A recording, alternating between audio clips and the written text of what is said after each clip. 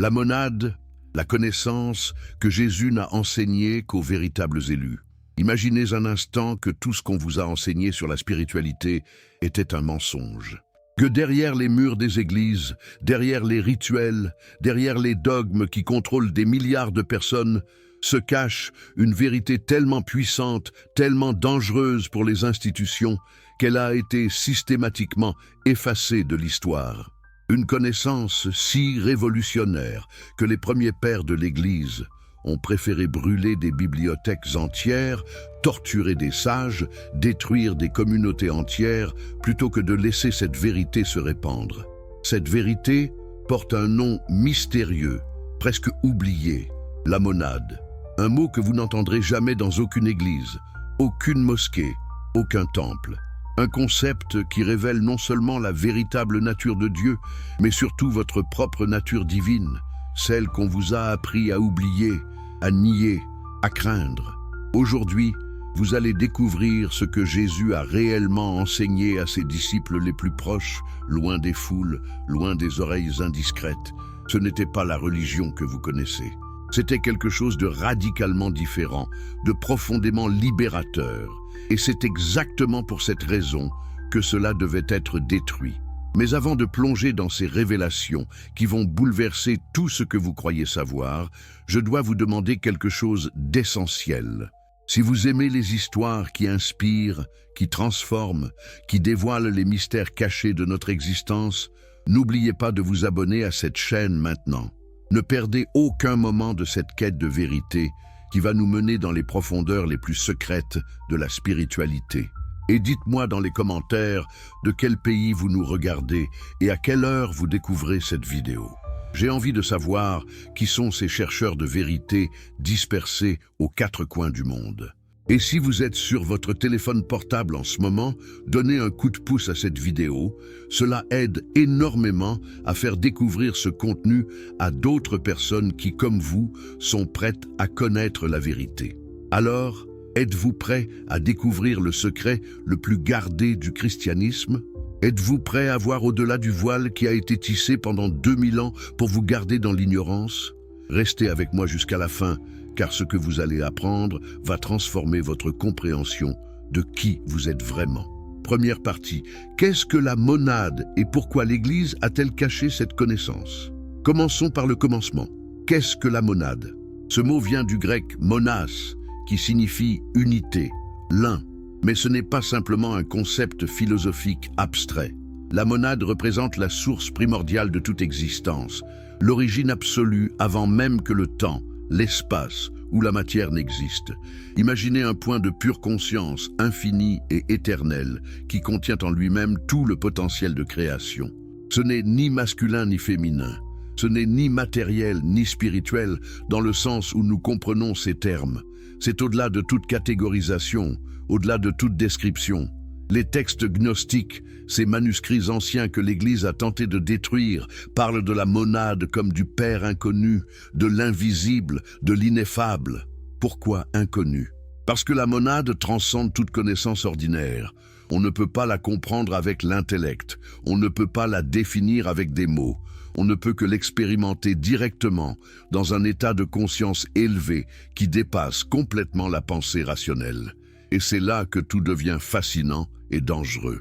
Car si Dieu est cette monade ineffable, au-delà de tout, comment peut-il être le Dieu jaloux, colérique, vengeur que nous décrit l'Ancien Testament?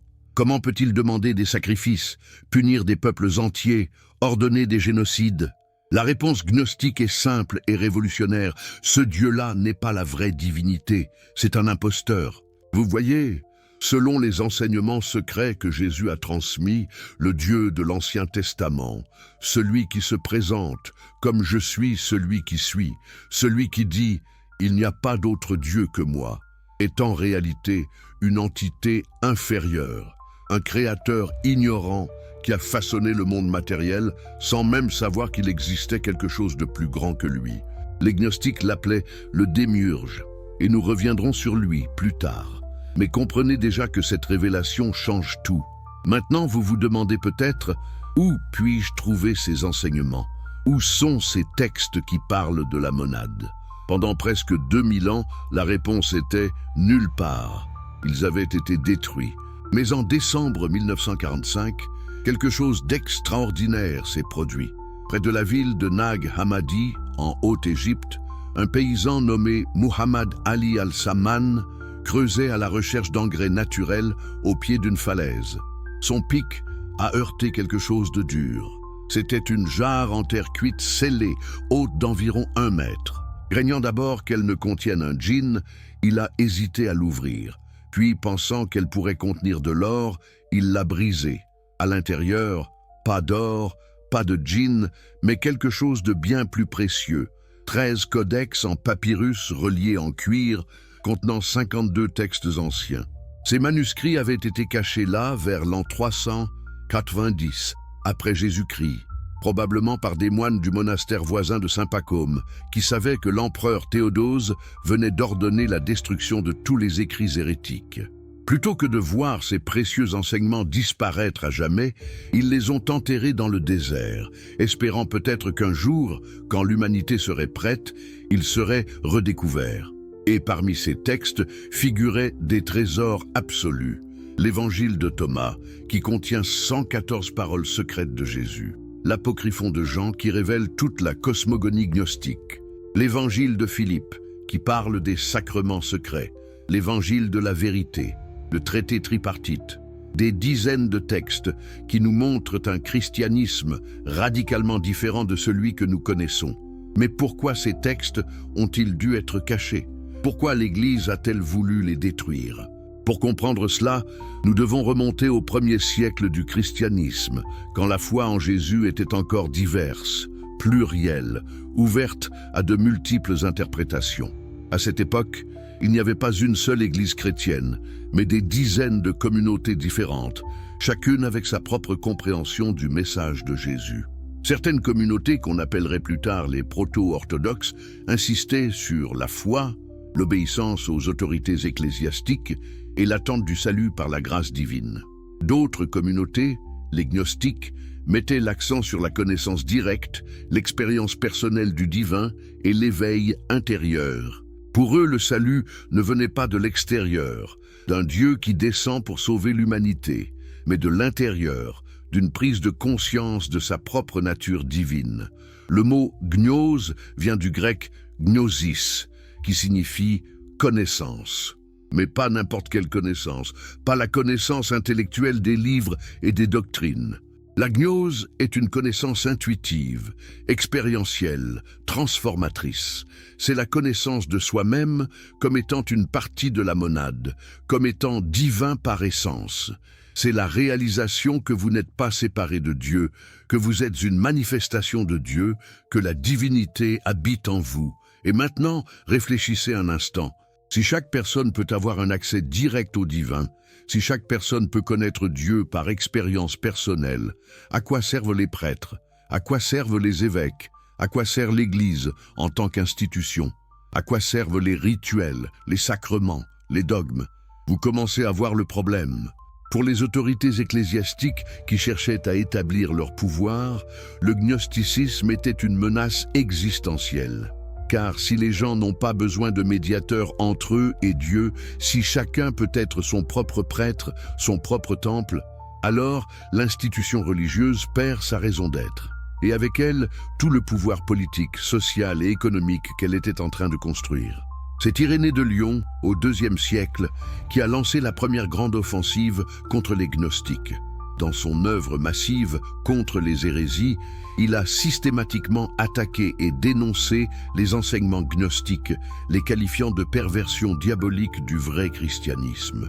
Mais lisez attentivement son texte et vous verrez quelque chose de fascinant. Pour réfuter les gnostiques, il doit d'abord expliquer leurs enseignements. Et ces enseignements sont tellement riches, tellement profonds, tellement sophistiqués philosophiquement, qu'on se demande vraiment qui détient la vérité. Irénée insistait sur 4 évangiles et 4 seulement, Matthieu, Marc, Luc et Jean. Pourquoi 4?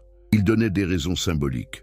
Aux 4 vents, 4 directions, 4 créatures vivantes dans la vision d'Ézéchiel. Mais la vraie raison était le contrôle. avec 4 évangiles canoniques, on pouvait établir une doctrine unique. Avec 50, 100 évangiles différents, c'était impossible. La diversité devait être écrasée, l'uniformité devait régner. Au IIIe siècle, l'évêque Tertullien a continué cette guerre idéologique. Il a écrit contre les valentiniens, contre les marcionites, contre toutes les formes de gnosticisme.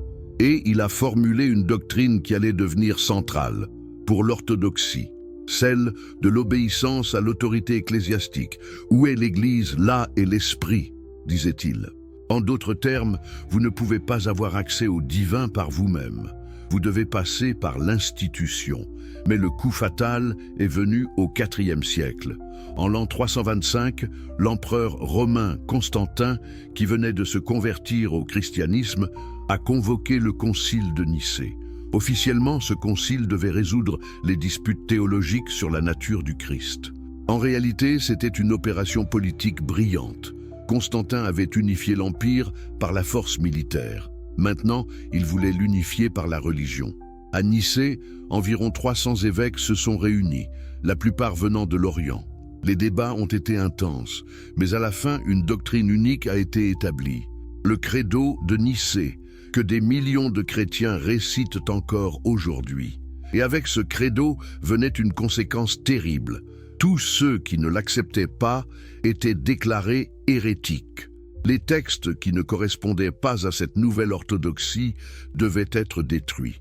Les communautés qui enseignaient différemment devaient être dissoutes. Ce qui avait été une riche diversité de croyances et de pratiques est devenu une religion monolithique, contrôlée par une hiérarchie rigide, imposée par le pouvoir impérial. Et les gnostiques, ils ont été traqués, persécutés, forcés de se cacher.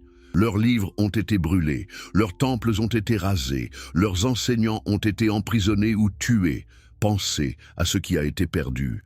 Pendant des siècles, les seules informations que nous avions sur les gnostiques provenaient de leurs ennemis, de ceux qui les avaient combattus. C'était comme essayer de comprendre une philosophie en ne lisant que les critiques de ses adversaires. Imaginez que dans 2000 ans, les seules informations sur notre époque proviennent de textes de propagande. Quelle image aurait-on de nous? C'est pourquoi la découverte de Nag Hammadi est si cruciale.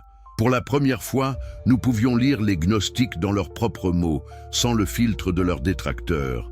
Et ce que nous avons découvert a choqué le monde académique.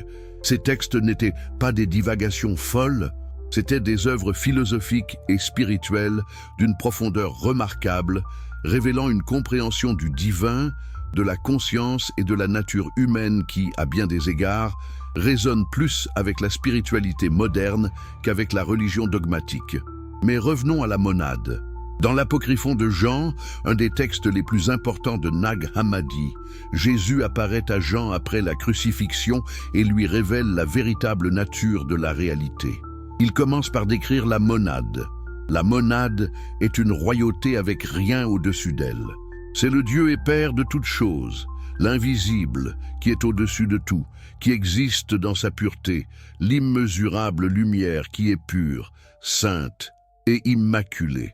Cette description est fascinante parce qu'elle utilise des négations. La monade est invisible, immesurable, au-dessus de tout. Pourquoi? Parce que notre langage humain est limité. Nous utilisons des mots pour décrire des choses dans notre expérience, mais la monade est au-delà de toute expérience ordinaire. C'est ce que les mystiques de toutes les traditions ont toujours dit. Le divin ultime ne peut pas être décrit, seulement expérimenté. Et pourtant, bien que la monade soit au-delà de tout, elle n'est pas distante ou détachée. Au contraire, elle est la source de tout ce qui existe. Tout émane d'elle, comme la lumière émane du soleil. Et c'est là une différence cruciale avec la théologie chrétienne orthodoxe. Dans l'orthodoxie, Dieu crée le monde ex nihilo, à partir de rien, par un acte de volonté. Le monde est séparé de Dieu. Dans la vision gnostique, le monde émane de la monade comme une nécessité de sa nature. Le monde est une expression de Dieu. Cette distinction peut sembler subtile, mais elle a des implications énormes. Si le monde émane de Dieu, alors le monde est, d'une certaine manière, divin. Nous ne sommes pas séparés de Dieu, nous sommes des manifestations de Dieu. Notre essence la plus profonde est divine. Le but de la vie spirituelle n'est donc pas d'obtenir le pardon d'un Dieu distant et courroucé, mais de reconnaître et de réaliser notre propre nature divine, de retourner consciemment à la monade dont nous n'avons jamais vraiment été séparés. C'est exactement ce que Jésus enseignait dans les évangiles gnostiques. Dans l'évangile de Thomas, Jésus dit « Si ceux qui vous guident vous disent « Voici, le royaume est dans le ciel », alors les oiseaux du ciel vous précéderont. S'ils vous disent « Il est dans la mer », alors les poissons vous précéderont. Mais le royaume est à l'intérieur de vous, et il est à l'extérieur de vous. Quand vous vous connaîtrez vous-même, alors vous serez connus, et vous saurez que c'est vous qui êtes les fils du Père vivant. Vous saisissez la puissance de ces paroles. Le royaume de Dieu n'est pas un lieu futur où vous irez après la mort, si vous avez été sage. Le royaume est ici et maintenant, à l'intérieur de vous et autour de vous. Mais vous ne le voyez pas parce que vous ne vous connaissez pas vous-même. Vous êtes endormis à votre vraie nature. Et quand vous vous réveillerez, quand vous vous connaîtrez vraiment, vous réaliserez que vous êtes un fils, une fille du Père vivant, c'est-à-dire de la monade.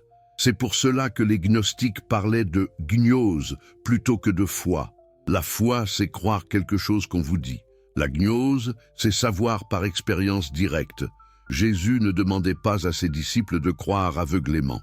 Il les invitait à connaître, à expérimenter, à se réveiller. « Connaissez-vous vous-même » disait-il, reprenant l'ancienne maxime inscrite sur le temple de Delphes. Et c'est précisément ce qui menaçait le pouvoir de l'Église. Une religion basée sur la foi aveugle peut être contrôlée. On vous dit quoi croire, vous obéissez et vous êtes un bon fidèle. Mais une spiritualité basée sur la connaissance directe ne peut pas être contrôlée. Si chacun a son expérience personnelle du divin, qui peut dire ce qui est vrai ou faux? Qui peut imposer une doctrine unique? C'est le chaos du point de vue institutionnel. C'est la liberté du point de vue spirituel. Mais voici ce qui est peut-être le plus choquant. Dans les évangiles canoniques eux-mêmes, nous trouvons des traces de cet enseignement secret. Dans l'évangile de Marc, chapitre 4, verset 11, Jésus dit à ses disciples « À vous, le mystère du royaume de Dieu a été donné, mais à ceux du dehors, tout se passe en parabole. » Vous voyez, il y a un enseignement public en parabole pour les masses, et il y a un enseignement secret, direct, pour le cercle intérieur. Pourquoi cette distinction? Pourquoi Jésus ne donnait-il pas la même vérité à tout le monde? La réponse gnostique est que tout le monde n'est pas prêt pour la vérité. Certaines personnes sont tellement identifiées au monde matériel, tellement endormies qu'elles ne pourraient pas comprendre. Leur révéler les mystères serait inutile, voire dangereux. C'est comme essayer d'enseigner le calcul différentiel à quelqu'un qui ne connaît pas l'addition. Il faut d'abord éveiller le désir de connaissance, préparer le terrain, et ensuite seulement transmettre les enseignements profonds. Et c'est exactement ce que nous voyons dans les textes gnostiques. Il y a toujours cette notion de préparation, d'initiation progressive. Les mystères ne sont pas jetés en pâture à n'importe qui. Ils sont révélés étape par étape à ceux qui sont prêts à les recevoir, à ceux qui ont démontré leur sincérité et leur capacité à comprendre. Maintenant, arrêtons-nous un instant. Pensez à votre propre vie.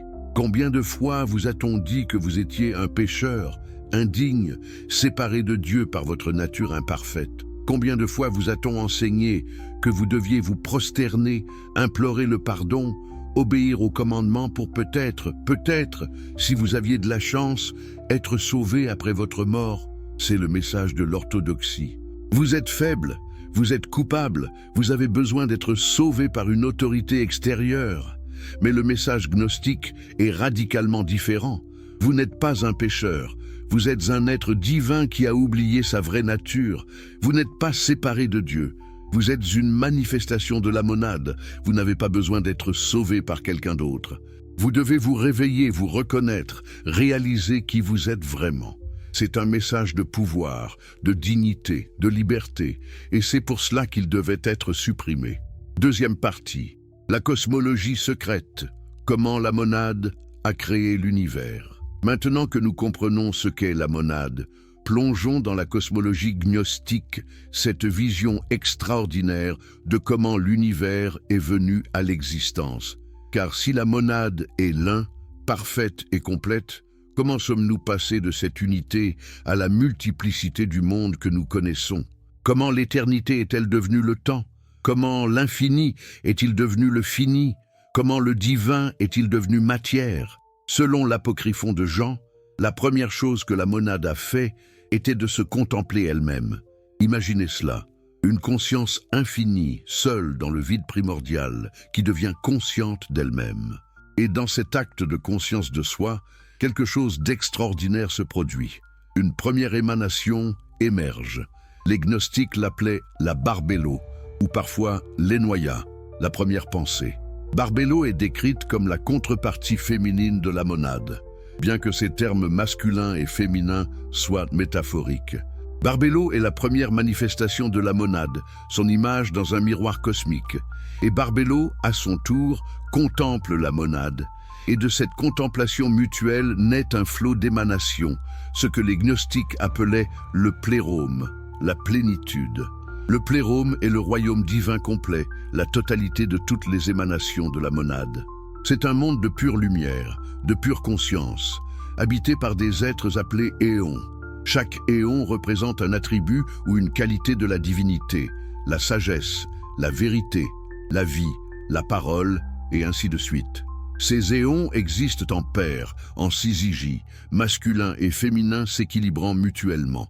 Et voilà quelque chose de crucial. Ce n'est pas une création au sens où nous l'entendons habituellement. La monade ne fabrique pas le plérome comme un artisan fabrique un objet. Le plérome émane de la monade comme la lumière émane du soleil, comme le parfum émane d'une fleur. C'est un processus naturel, nécessaire, qui découle de la nature même de la monade. La monade ne peut pas ne pas émaner, de même que le soleil ne peut pas ne pas rayonner. Cette distinction entre création et émanation est fondamentale. Dans le modèle de la création, il y a un Dieu séparé qui décide de créer un monde séparé de lui. Dans le modèle de l'émanation, il n'y a pas de séparation réelle. Tout ce qui émane reste relié à sa source, comme les rayons du soleil restent reliés au soleil. C'est un modèle beaucoup plus panthéiste ou panenthéiste, où le divin imprègne toute la réalité. Mais alors, comment en sommes-nous arrivés à ce monde matériel imparfait, plein de souffrances, de mort, d'ignorance?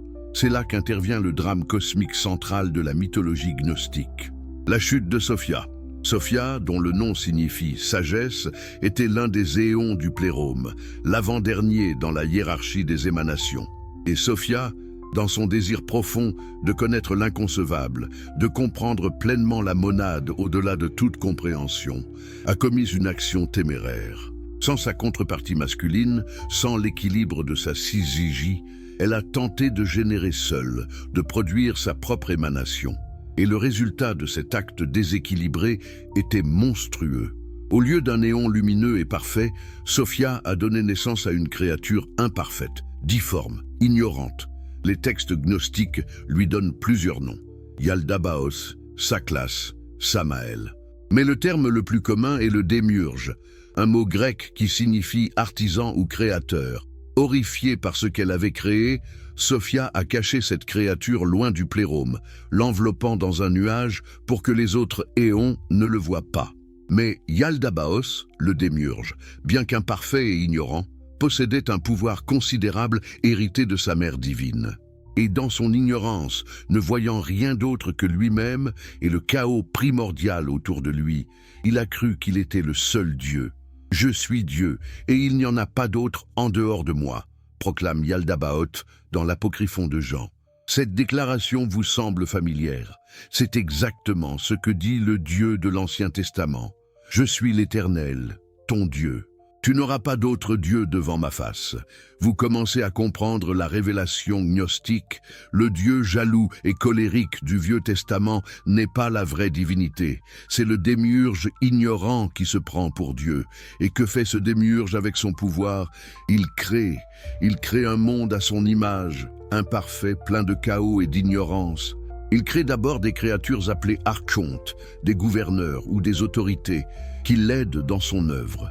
Ces archontes deviennent les anges de la tradition biblique, mais dans la vision gnostique, ce ne sont pas des serviteurs de la vraie divinité. Ce sont les agents du démiurge, les gardiens de la prison matérielle. Ensuite, en imitant mal ce qu'il a perçu du plérôme, Yaldabaoth façonne le monde matériel, les planètes, les étoiles et finalement la Terre. Et sur cette Terre, il veut créer des êtres à son image, des humains qui l'adoreront comme le seul Dieu. Mais voici où l'histoire prend une tournure fascinante.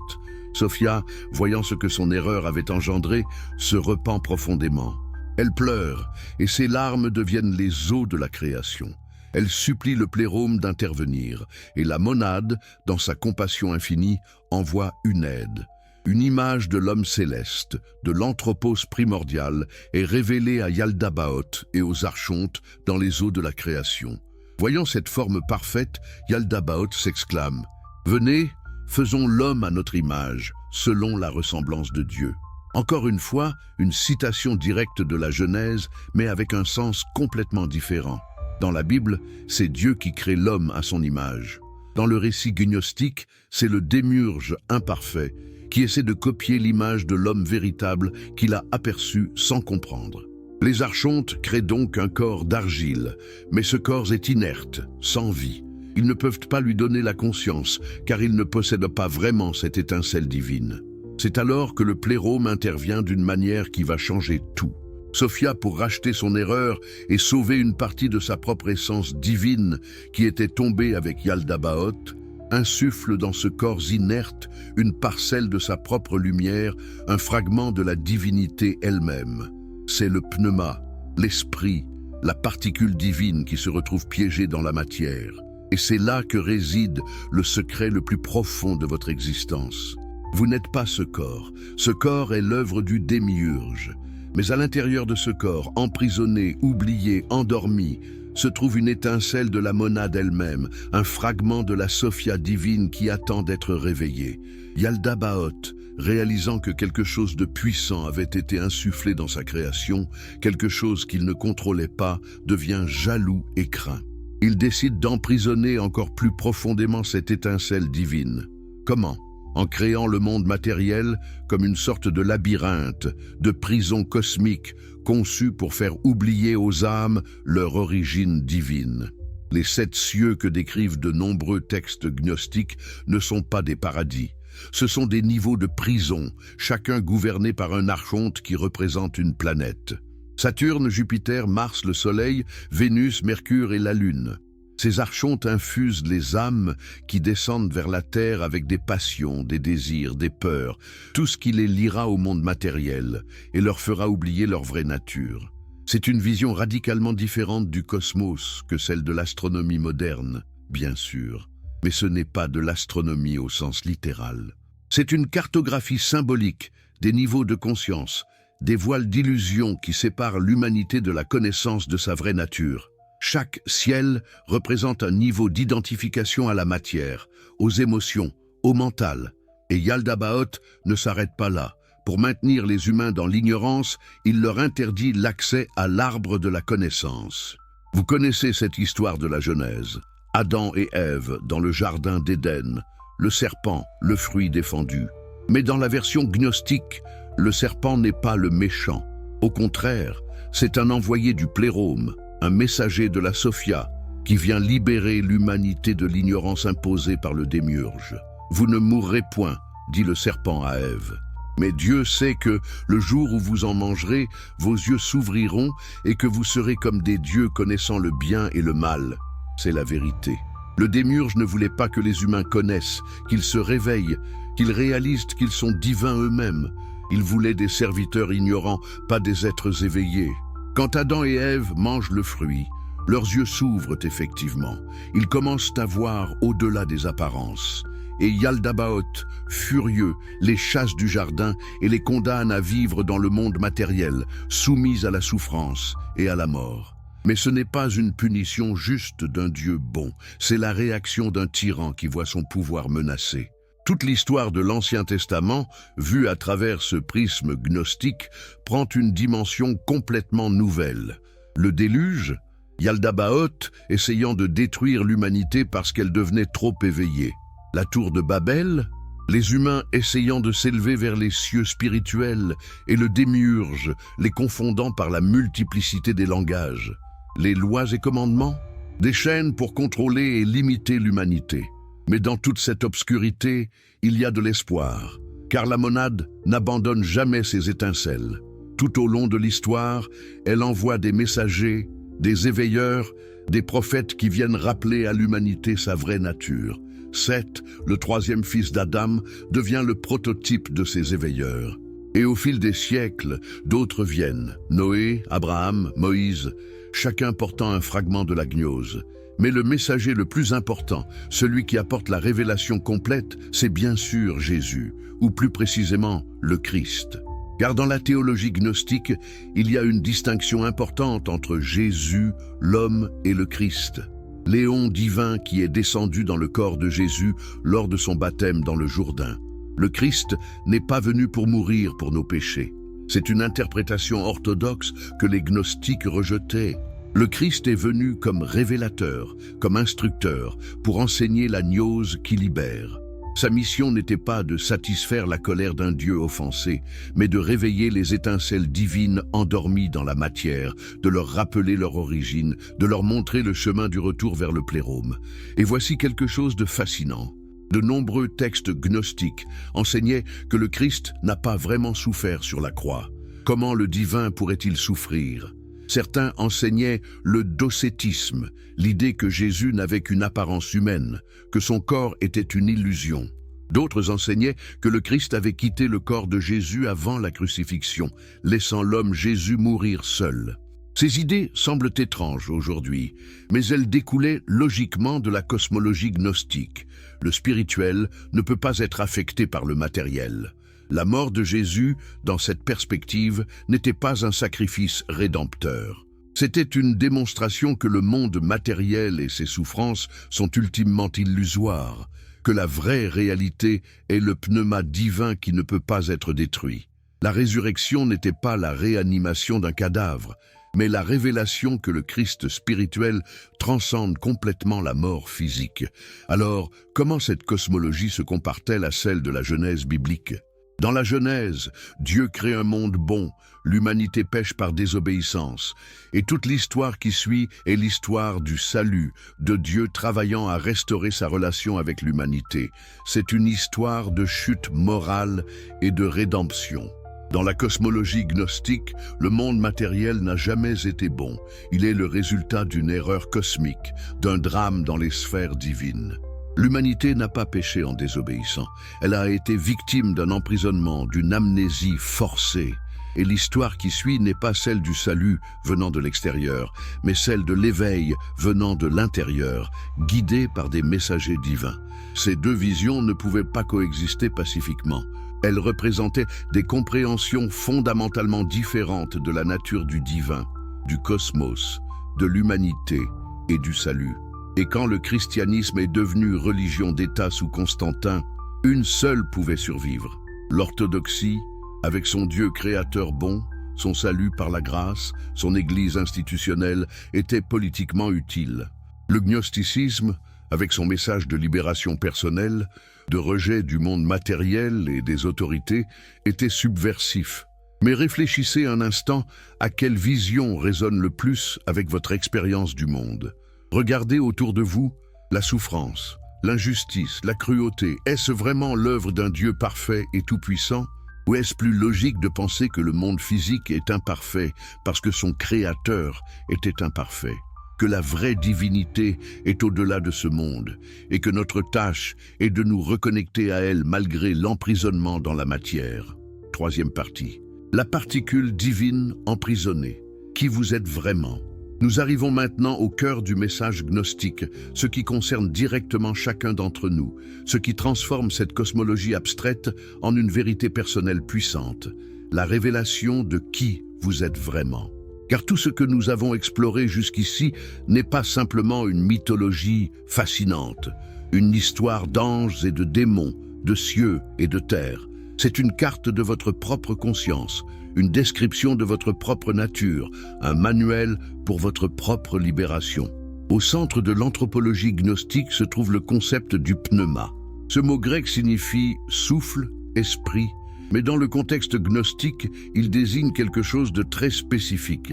Cette étincelle de la lumière divine qui habite en vous, cette parcelle de Sophia que le plérôme a insufflée dans l'argile modelée par les archontes. C'est votre vrai soi, votre essence immortelle, votre identité réelle au-delà de toutes les identités temporaires. Imaginez-vous comme 3 cercles concentriques. Le cercle extérieur est votre corps physique, ce que les gnostiques appelaient le soma, ou parfois le il, la matière. C'est ce qui est né, ce qui vieillit, ce qui mourra.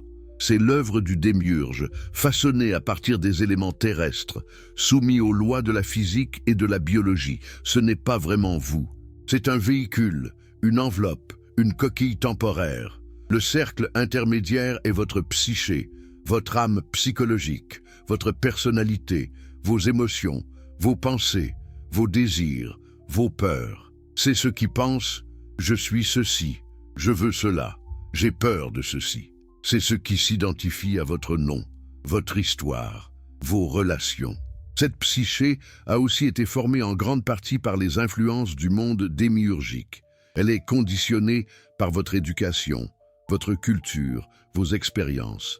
Elle change constamment, elle est instable, elle est réactive. Ce n'est pas non plus vraiment vous. Le cercle intérieur, le plus profond, souvent complètement oublié, complètement inconnu, c'est le pneuma. C'est la part en vous qui vient directement de la monade, qui est de la même substance que le divin. Ce n'est pas quelque chose que vous avez, c'est quelque chose que vous êtes. Ou plutôt, c'est ce que vous êtes vraiment, au-delà de toutes les couches d'identification à la matière et à la psyché. Cette révélation est vertigineuse. Vous n'êtes pas un pécheur misérable qui doit supplier un Dieu distant pour le pardon. Vous êtes un fragment du divin lui-même, temporairement emprisonné dans la matière, temporairement endormi, temporairement amnésique de votre vraie nature. Votre essence la plus profonde est sacrée, immortelle, incréée. Vous n'avez jamais vraiment quitté le plérôme. Vous avez seulement oublié que vous y êtes. Mais pourquoi cet oubli ? Comment sommes-nous devenus si complètement identifiés à ce qui n'est pas nous ? Les gnostiques avaient une explication élaborée pour cela. Quand l'âme descend du plérôme à travers les 7 cieux archontiques pour s'incarner, chaque archonte lui impose une couche d'ignorance, un voile d'oubli. Chaque ciel planétaire infuse en elle une passion, un attachement qui la liera au monde matériel. Saturne lui donne l'inertie, la paresse, la résistance au changement. Jupiter lui donne l'ambition, le désir de pouvoir et de domination. Mars lui donne la colère, l'agressivité, la violence. Le Soleil lui donne l'orgueil, l'identification au moi. Vénus lui donne la luxure, l'attachement au plaisir sensuel. Mercure lui donne la ruse, la tromperie, la parole mensongère. La Lune lui donne la peur, l'anxiété, l'instabilité émotionnelle. Encore une fois, ce n'est pas de l'astrologie au sens moderne, bien que l'astrologie ancienne et le gnosticisme partageaient un vocabulaire commun. C'est une description symbolique de comment nous sommes conditionnés, de comment nos passions et attachements nous lient au monde des apparences et nous font oublier notre origine divine. Ensuite vient la naissance physique. Et avec la naissance, l'oubli devient complet. Le bébé qui arrive dans ce monde ne se souvient d'aucune existence préalable. Il commence à s'identifier complètement à son corps, à sa famille, à son nom. Il apprend le langage, et avec le langage vient une structure conceptuelle qui fige encore plus l'identification au moi séparé. Les parents, sans le savoir, deviennent agents du système démiurgique. Tu es Jeanne, tu es une fille, tu es française, tu dois te comporter ainsi. Tu ne dois pas faire cela. L'enfant absorbe ses identifications. L'école poursuit le processus. Tu es intelligente, tu es mauvais en maths, tu dois réussir, tu dois obéir. La société ajoute encore plus de couches. Tu es de cette classe sociale, tu dois gagner de l'argent, tu dois te conformer. Et ainsi, couche après couche, le pneuma est enterré de plus en plus profondément sous des strates d'identification à ce qu'il n'est pas. À l'âge adulte, La plupart des gens sont tellement identifiés à leur corps, leur personnalité, leur histoire, leurs possessions, leurs relations, qu'ils n'ont même plus conscience qu'il pourrait y avoir quelque chose de plus profond. Les gnostiques classaient l'humanité en 3 catégories selon leur niveau d'identification ou de conscience. Les iliques ou matérialistes sont ceux qui sont complètement identifiés à la matière. Pour eux, seul le monde physique existe. Ils vivent pour les plaisirs du corps, l'accumulation de possessions matérielles, le pouvoir dans ce monde. Ils n'ont aucun intérêt pour les questions spirituelles. Le pneuma en eux dort si profondément qu'il ne peut pas être réveillé dans cette incarnation. Les psychiques ou animiques sont ceux qui ont une conscience d'une dimension spirituelle, mais qui l'abordent de manière externe. Ils vont à l'église, ils prient, ils croient en Dieu, ils essaient d'être moraux. Mais leur spiritualité reste basée sur la foi aveugle, l'obéissance aux autorités, l'attente d'un salut qui viendra de l'extérieur. Ce sont les fidèles de la religion orthodoxe. Le pneuma en eux est partiellement éveillé, mais encore voilé. Les pneumatiques ou spirituels sont ceux chez qui le pneuma s'est réveillé, chez qui la gnose a commencé à poindre. Ils ne se satisfont plus de croire. Ils veulent savoir, ils ne se satisfont plus d'obéir, ils veulent comprendre, ils commencent à questionner les autorités, les dogmes, les conventions. Ils sentent qu'il y a quelque chose de plus, quelque chose de profond, et ils sont prêts à tout sacrifier pour le découvrir. Ces catégories n'étaient pas rigides. Une personne pouvait évoluer d'une catégorie à une autre, au fil de ses incarnations, ou même au cours d'une seule vie. Et l'enseignement gnostique était adapté à chaque niveau. Pour les iliques, il n'y avait rien à faire. Pour les psychiques, on pouvait enseigner la foi et la moralité, les préparant progressivement. Mais pour les pneumatiques, on pouvait révéler les mystères profonds. C'est pourquoi Jésus enseignait différemment selon son audience. Aux foules, il racontait des paraboles simples sur le royaume qui vient, sur le bon berger, sur le fils prodigue. Des histoires morales et édifiantes qui pouvaient bénéficier même aux moins éveillés. Mais à ses disciples, en privé, il révélait ce que ces paraboles signifiaient vraiment. Il expliquait la cosmologie, la nature du démiurge, la manière de transcender ce monde. Le problème, c'est que nous n'avons plus la plupart de ces enseignements privés. Les évangiles canoniques ne donnent que quelques aperçus. À vous, il a été donné de connaître les mystères du royaume de Dieu, mais aux autres, cela est dit en parabole, afin qu'en voyant, ils ne voient pas, et qu'en entendant, ils ne comprennent pas, dit Jésus dans Luc 8, 10. Une déclaration troublante pour quiconque croit que Jésus voulait sauver tout le monde de la même manière. Mais les textes gnostiques de Nag Hammadi nous donnent accès à ces enseignements secrets, et ils sont d'une profondeur stupéfiante.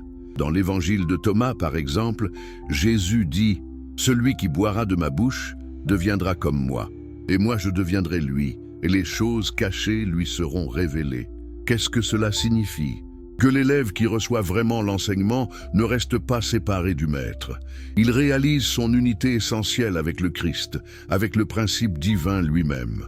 Jésus dit encore, « Si vous faites du 2-1, si vous faites l'intérieur comme l'extérieur, et l'extérieur comme l'intérieur, le haut comme le bas, si vous faites du masculin et du féminin un seul, afin que le masculin ne soit plus masculin et le féminin ne soit plus féminin, alors vous entrerez dans le royaume. » C'est une instruction pour transcender toutes les dualités, toutes les oppositions que le mental crée, et réaliser l'unité fondamentale de toute existence. Cette réalisation de l'unité est précisément ce qu'est la gnose. Ce n'est pas une croyance intellectuelle, ce n'est pas un concept philosophique. C'est une expérience directe, transformatrice, dans laquelle le pneuma en vous se reconnaît lui-même, reconnaît sa vraie nature, et dans cette reconnaissance, toute l'illusion de la séparation s'effondre. Les mystiques de toutes les traditions ont décrit cette expérience. Les soufis islamiques parlent du fana, l'annihilation du moi dans l'union avec Allah. Les hindous parlent du moksha, la libération du cycle des renaissances par la réalisation que l'Atman individuel et le Brahman universel sont un.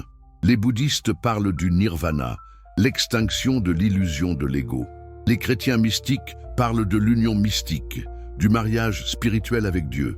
Ce sont toutes des descriptions de la même réalité fondamentale. Le pneuma se réveille et reconnaît qu'il n'a jamais été séparé de sa source. Vous réalisez que vous n'êtes pas Jean ou Marie, nés en telle année, avec telle histoire. Vous êtes la conscience elle-même, sans nom, sans forme, éternelle, identique à la monade qui est la source de tout. Cette réalisation ne vient pas par l'effort, elle vient par le lâcher-prise. Ce n'est pas quelque chose que vous atteignez, c'est quelque chose que vous reconnaissez avoir toujours été. C'est comme se réveiller d'un rêve et réaliser que toutes les aventures, tous les dangers, toutes les souffrances du rêve n'étaient qu'illusions. Vous n'avez jamais quitté votre lit.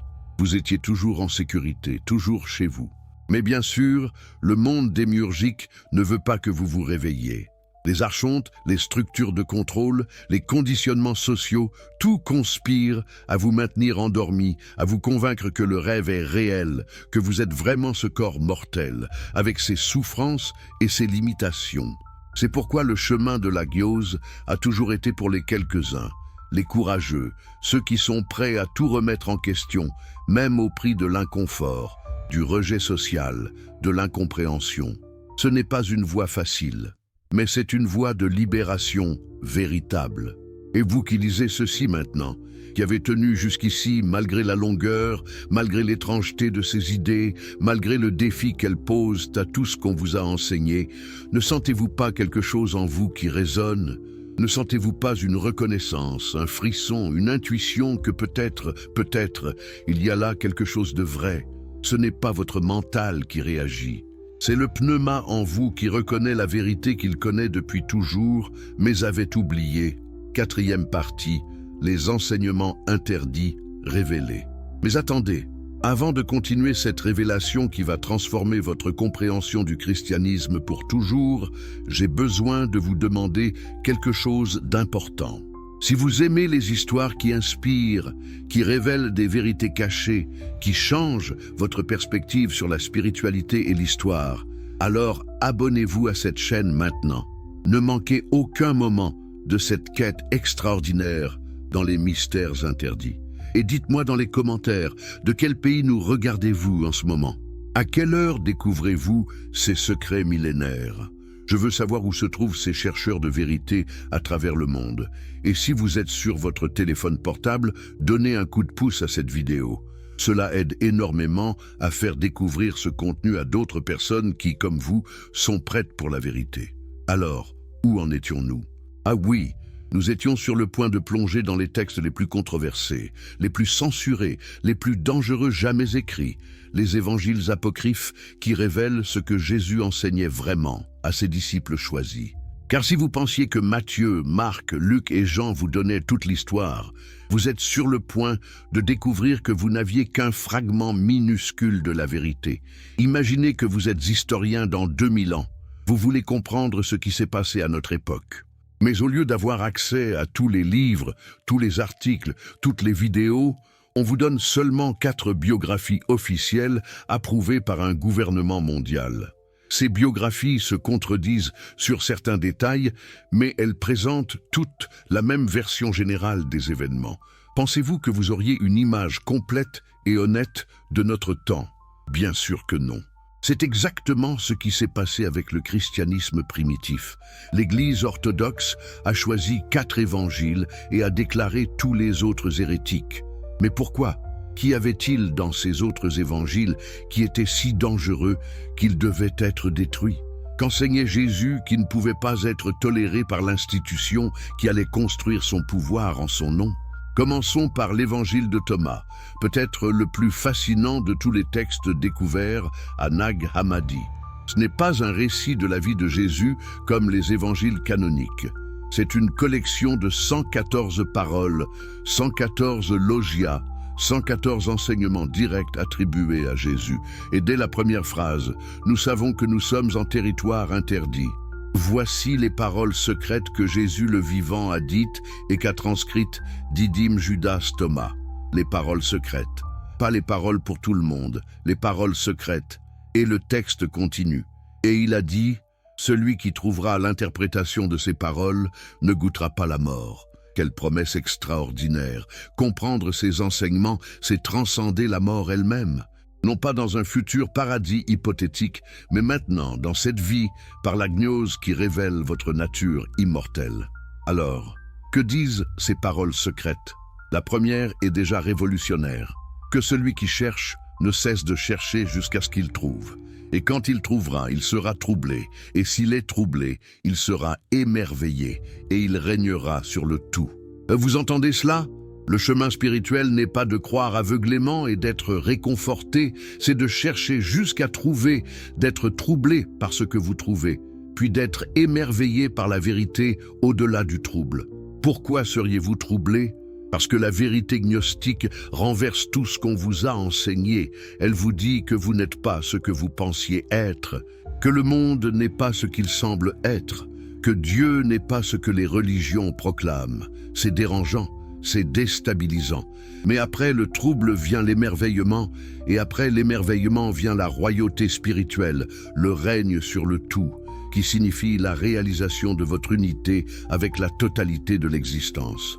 Une autre parole bouleversante, Jésus dit, « Si ceux qui vous guident vous disent « Voici, le royaume est dans le ciel », alors les oiseaux du ciel vous devanceront. S'ils vous disent « Il est dans la mer », alors les poissons vous devanceront. Mais le royaume est à l'intérieur de vous, et il est à l'extérieur de vous, à l'intérieur et à l'extérieur simultanément. Pas dans un lieu futur, pas dans un endroit éloigné, mais ici et maintenant, dans votre propre conscience et dans le monde qui vous entoure, si seulement vous aviez les yeux pour voir. Et puis vient la phrase la plus importante de tout le texte. Quand vous vous connaîtrez vous-même, alors vous serez connus, et vous saurez que c'est vous qui êtes les fils du Père vivant. Mais si vous ne vous connaissez pas vous-même, alors vous êtes dans la pauvreté, et c'est vous qui êtes la pauvreté. Tout le message gnostique condensé en quelques mots. La connaissance de soi est la connaissance de Dieu. L'ignorance de soi est la pauvreté spirituelle absolue. Mais regardez comment cela diffère du christianisme orthodoxe. Dans l'orthodoxie, vous êtes sauvés par la foi en Jésus comme Seigneur et Sauveur. Vous confessez, vous croyez, vous obéissez, et Dieu vous pardonne et vous accorde le salut. Votre propre connaissance de vous-même n'entre pas en jeu. En fait, l'introspection trop profonde pourrait même être considérée comme de l'orgueil spirituel. Vous devez vous soumettre à l'autorité extérieure de l'Église. Mais ici, Jésus dit clairement, « Connaissez-vous vous-même, c'est votre responsabilité, c'est votre chemin. Personne ne peut le faire pour vous. Aucun prêtre, aucun rituel, aucun sacrifice ne peut vous donner cette connaissance. Vous devez plonger en vous-même. » Découvrir qui vous êtes vraiment au-delà de toutes les identités superficielles. Et dans cette découverte, vous réaliserez que vous êtes fils, fille du Père vivant, c'est-à-dire de la monade. Voyez-vous pourquoi ce texte devait être détruit? Il rendait l'Église obsolète. Si chacun peut se connaître soi-même et ainsi connaître Dieu, pourquoi aurait-on besoin de médiateurs? Pourquoi aurait-on besoin d'une institution qui vous dit ce qu'il faut croire, comment il faut prier, quel péché confesser? C'était une menace existentielle pour tout le système de pouvoir que l'Église construisait. Mais l'évangile de Thomas va encore plus loin. Il y a des paroles qui semblent cryptiques, mystérieuses, presque incompréhensibles à première vue, mais qui révèlent des secrets profonds pour ceux qui ont des oreilles pour entendre. Par exemple, Jésus dit, « Si vous faites du 2-1, vous deviendrez fils de l'homme. Et si vous dites à la montagne, « Déplace-toi », elle se déplacera. » Faire du 2-1, qu'est-ce que cela signifie? C'est la transcendance de toutes les dualités. Masculin et féminin, intérieur et extérieur, spirituel et matériel, bien et mal, soi et autre. Tout ce qui nous apparaît comme séparé, opposé, en conflit. La gnose révèle que toutes ces dualités sont des illusions du mental. En réalité, il n'y a que l'un, la monade, se manifestant sous d'innombrables formes, mais restant toujours essentiellement une. Quand vous réalisez cela, quand vous faites du 2-1 dans votre propre conscience, vous devenez fils de l'homme, une expression mystérieuse que Jésus utilisait souvent pour se désigner lui-même. Certains érudits pensent que « fils de l'homme » signifie simplement « humain » en araméen. Mais dans le contexte gnostique, cela prend un sens beaucoup plus profond.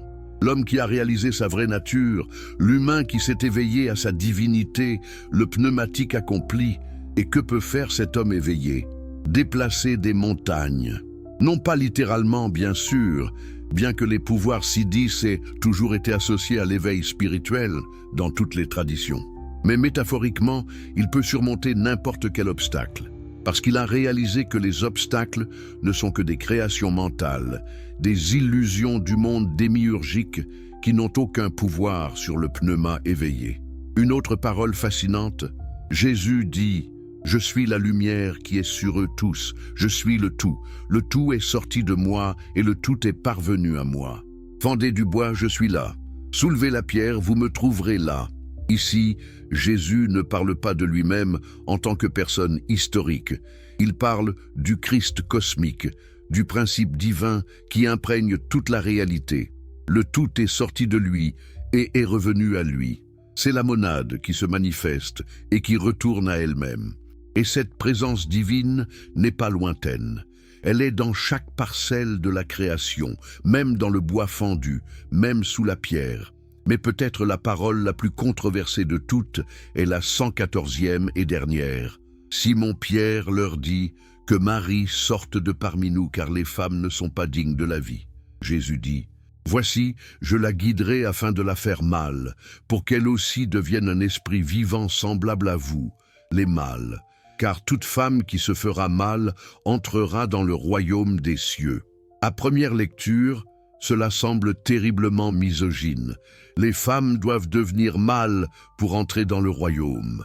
Mais comprenez que ce n'est pas une déclaration sur le genre biologique. C'est un enseignement symbolique sur la transcendance de la dualité. Le mâle et la femelle représentent des principes cosmiques, des aspects complémentaires de la réalité. Faire de la femme un mâle, c'est unir ces principes, transcender leur séparation apparente, réaliser l'androgynie primordiale du plérôme où chaque éon existait en syzygie parfaite. Et remarquez la dynamique ici. Pierre, représentant de l'orthodoxie naissante, veut exclure Marie, mais Jésus la défend et l'élève. Dans d'autres textes gnostiques, Marie-Madeleine est présentée comme la disciple qui comprend le mieux les enseignements de Jésus, aux grandes dames de Pierre, qui est jaloux d'elle. N'est-ce pas révélateur? L'Église orthodoxe, dominée par des hommes, veut marginaliser les femmes. Mais dans les cercles gnostiques, les femmes pouvaient être enseignantes, prophétesses, détentrices de sagesse. Passons maintenant à un autre texte crucial, l'Apocryphon de Jean, que nous avons déjà mentionné, mais que nous devons explorer plus profondément. Ce texte se présente comme une révélation que Jésus donne à Jean après la résurrection. Jean, accablé de chagrin et de confusion après la crucifixion, monte sur une montagne. Là, il rencontre un pharisien nommé Arymanios qui le nargue. « Où est ton maître que tu suivais ?» Jean, troublé, se demande « Pourquoi le Sauveur m'a-t-il été donné et pourquoi a-t-il été envoyé dans le monde par son Père? Qui est son Père et de quelle sorte est cet éon auquel nous irons ?»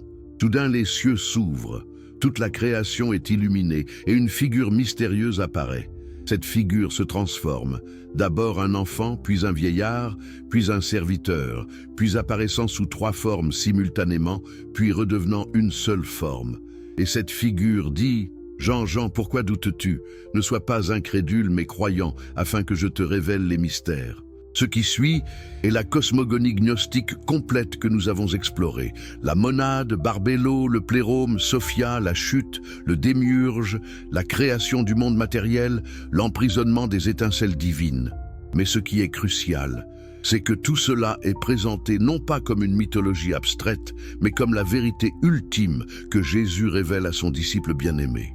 Et à la fin de cette révélation, Jean demande « Seigneur, est-ce que toutes les âmes seront sauvées et entreront dans la pure lumière ?» La réponse de Jésus est troublante pour l'orthodoxie.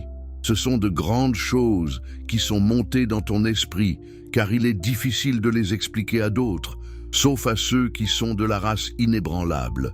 La race inébranlable, les élus, les pneumatiques, pas tout le monde. Le salut universel n'est pas garanti dans la vision gnostique. Seuls ceux qui s'éveillent, qui développent la gnose, qui reconnaissent leur vraie nature, peuvent retourner au plérôme. Les autres continueront à se réincarner dans le monde démiurgique jusqu'à ce qu'ils soient prêts, ou peut-être seront-ils finalement dissous, leur énergie réabsorbée dans le cosmos. C'est une vision élitiste? Peut-être. Mais c'est aussi une vision qui respecte la liberté et la responsabilité individuelle. Mais le texte le plus long et le plus détaillé est Pistis Sophia, un ouvrage extraordinaire de près de 400 pages qui prétend enregistrer les enseignements de Jésus durant les 11 années après sa résurrection. 11 années, imaginez cela. Les évangiles canoniques couvrent 33 ans de la vie de Jésus, dont seulement 3 ans de ministère public. Puis il meurt, ressuscite, apparaît brièvement à ses disciples pendant 40 jours et monte au ciel. C'est tout. Fin de l'histoire. Mais Pistis Sophia nous dit « Non, attendez, il y a eu 11 années supplémentaires d'enseignement secret. Jésus est revenu, mais dans un corps glorifié, un corps de lumière. Et durant ces 11 années, il a enseigné à ses disciples les mystères les plus profonds, les secrets de l'univers, les méthodes pour transcender les cieux archontiques et retourner au plérôme. Le texte s'ouvre avec Jésus et ses disciples sur le mont des Oliviers. Jésus rayonne d'une lumière si intense qu'elle éclipse le soleil. Puis il commence à enseigner sur Pistis Sophia elle-même, la foi-sagesse, un néon féminin qui est tombé des régions supérieures et qui doit être racheté. Son histoire est une allégorie de l'âme humaine qui s'est égarée dans la matière et qui cherche désespérément à retourner à sa source. Mais ce qui est fascinant dans Pistis Sophia, c'est le rôle de Marie-Madeleine. Elle pose plus de questions que tous les autres disciples réunis. Elle comprend les enseignements les plus subtils. Elle interprète les mystères avec une sagesse qui stupéfie même les autres disciples. À un moment, Jésus lui dit « Marie, toi la bénie, que je compléterai dans tous les mystères des choses d'en haut, parle ouvertement, toi dont le cœur est dirigé vers le royaume des cieux plus que tous tes frères. » Pierre, encore une fois, est jaloux. Il se plaint. « Mon Seigneur, nous ne pouvons pas supporter cette femme, car elle nous enlève l'opportunité et ne laisse parler aucun de nous. Mais elle parle tout le temps.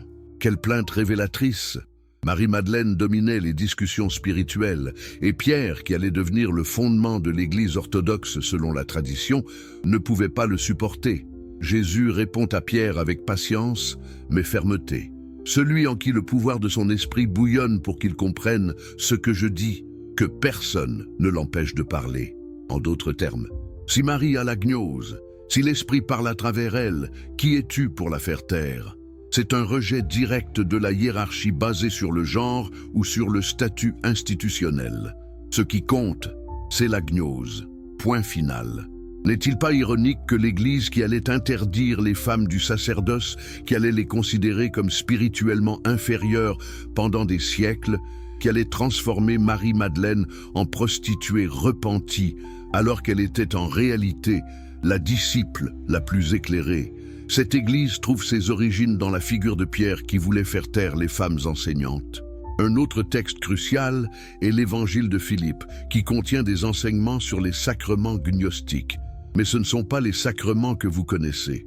Dans l'Église orthodoxe, les sacrements sont des rituels externes. Le baptême d'eau, l'Eucharistie avec le pain et le vin, le mariage, l'ordination, etc. Ce sont des actes physiques censés conférer une grâce spirituelle. Mais dans l'Évangile de Philippe, les vrais sacrements sont intérieurs. Le vrai baptême n'est pas dans l'eau physique, c'est le baptême dans la lumière spirituelle, l'éveil de la conscience.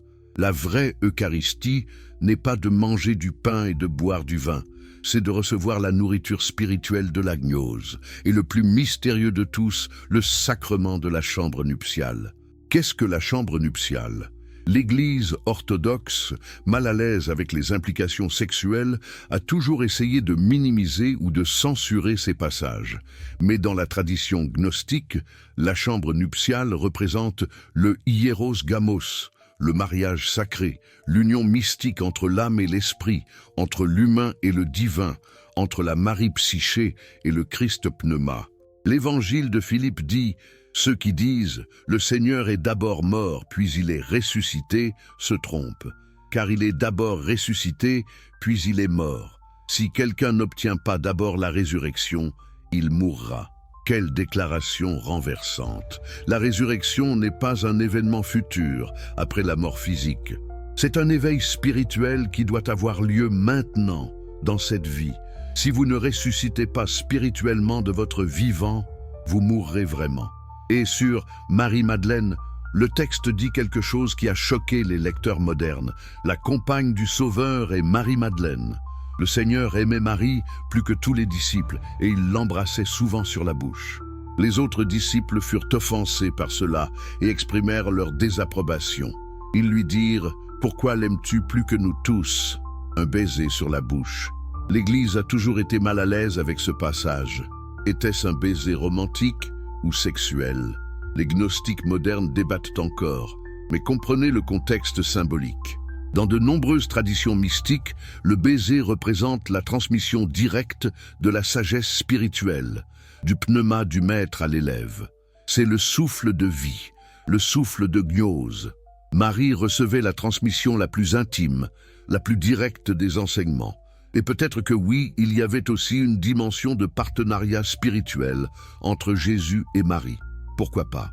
Le mariage sacré entre le masculin et le féminin, entre le Logos et la Sophia, est un thème central dans le mysticisme.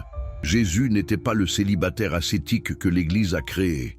C'était un être humain complet, et dans la complétude humaine, il y a l'union avec l'autre. Mais l'orthodoxie ne pouvait pas tolérer cela. Le Christ devait être séparé, au-dessus, sans attache terrestre. Et Marie devait être rabaissée, transformée de disciple éclairé en prostituée repentie, effaçant ainsi toute mémoire de son rôle véritable comme compagne spirituelle et peut-être comme successeur légitime de Jésus en tant qu'enseignante de la gnose. Pensez à ce qui a été perdu quand ces textes ont été supprimés. Pendant presque 2000 ans, le christianisme a été dominé par une version masculine, hiérarchique, dogmatique de la foi. Les femmes ont été marginalisées. La gnose directe a été remplacée par l'obéissance à l'autorité. Le mystère a été remplacé par le dogme. La transformation intérieure a été remplacée par les rituels externes. Et maintenant, à l'époque moderne, ces textes reviennent. Nag Hammadi était-il un accident ou était-ce le moment cosmique choisi pour que l'humanité soit prête à recevoir à nouveau ses enseignements? Nous vivons dans une ère où l'autorité institutionnelle est questionnée comme jamais auparavant, où la spiritualité personnelle remplace la religion organisée pour des millions de personnes, où les femmes réclament leur place légitime comme enseignantes et leaders spirituels. N'est-ce pas le moment parfait pour que le message gnostique résonne à nouveau?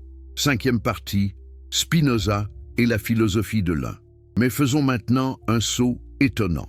Des déserts d'Égypte au IVe siècle, nous allons traverser plus de 1000 ans d'histoire et atterrir dans l'Amsterdam du XVIIe siècle où un jeune homme juif était sur le point de formuler à nouveau la vision gnostique de la monade, mais cette fois dans le langage rigoureux de la philosophie rationnelle. Son nom était Baruch Spinoza et il allait devenir l'un des penseurs les plus radicaux, les plus dangereux, les plus incompris de l'histoire occidentale. Que peut bien avoir en commun un philosophe juif hollandais avec les gnostiques anciens? En surface, rien. Spinoza n'a jamais mentionné les textes de Nag Hammadi, qui ne seraient découverts que 3 siècles après sa mort. Il ne parlait pas d'Éonge, de Plérôme, de Sophia ou de Démiurge. Son vocabulaire était celui de la métaphysique classique, substance, attribut, mode, essence, existence. Il argumentait avec la rigueur géométrique d'Euclide, présentant ses propositions comme des théorèmes mathématiques. Et pourtant, quand vous lisez son œuvre majeure, l'Éthique, et que vous comprenez vraiment ce qu'il dit, vous réalisez avec stupéfaction, cet homme enseigne exactement la même vision fondamentale que les gnostiques. Il a réinventé, redécouvert, reformulé pour son époque la vérité éternelle de la monade. C'est pour cela qu'il a été excommunié de sa communauté juive.